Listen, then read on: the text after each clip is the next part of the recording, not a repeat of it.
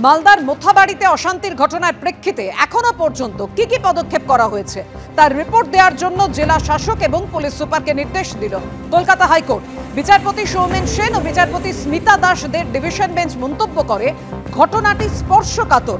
রাজ্য সরকারের দায়িত্ব নিরাপত্তা সুনিশ্চিত করা। বুধবার এই নিয়ে রিপোর্ট জমা দিতে বলেছে হাইকোর্ট। বিচারপতিরা এও বলেন যে এই মুহূর্তে কেন্দ্রীয় সরকারের হস্তক্ষেপের প্রয়োজন আছে বলে মনে হয় না। আমরা সবাই চাই শান্তি, রাজ্য সরকার সেটা দিতে ব্যর্থ হলে দেখা যাবে। এদিন আদালতে রাজ্য সরকারের তরফে বলা হয়, বৃহস্পতিবারের ঘটনায় দুটো দোকান ভাঙা হয়েছে। 5 জন ডিএসপি 7 জন ইন্সপেক্টরের নেতৃত্বে ঘটনাস্থলে 300 পুলিশ মোতায়েন রয়েছে।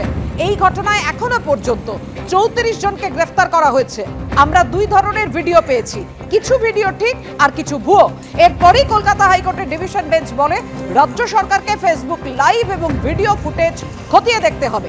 গত সোমবার থেকে আপনারা জানেন অশান্ত মালদার মোথাবাড়ি। গতকাল অশান্তি একেবারে চরমে ওঠে।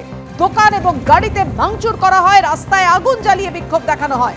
পাল্টা পরিস্থিতি নিয়ন্ত্রণে লাঠিচার্জ করে পুলিশ, কাঁদানে গ্যাসের সেলও ফাটানো হয়। 6টি মামলা রুজু করেছে পুলিশ।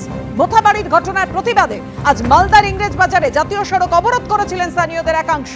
মোথাবাড়ির ঘটনার প্রতিবাদে দিকে দিকে বিক্ষোভ দেখায় বিজেপি। আজ মোথাবাড়িতে যাওয়ার পথে ইংরেজ বাজারে বিজেপির প্রতিনিধি দলকে আটকে দেয় পুলিশ।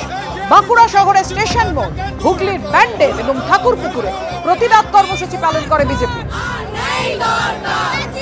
এখানেও অর্থাৎ শ্যামবাজারেও বিক্ষোভ দেখায় বিজেপি।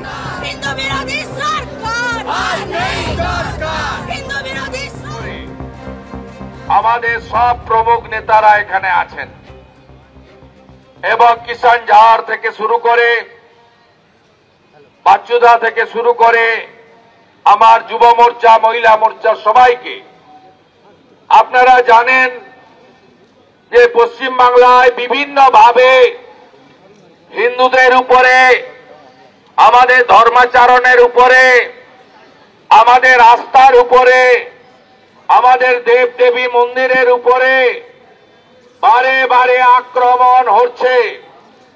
সব জায়গায় প্যাটার্ন একই।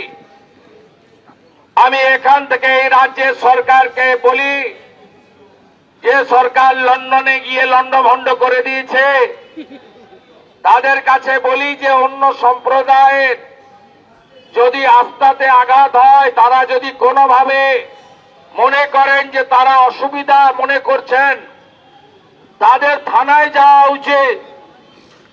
তারা বারে বারে নিজেরা আইন হাতে তুলছেন কেন?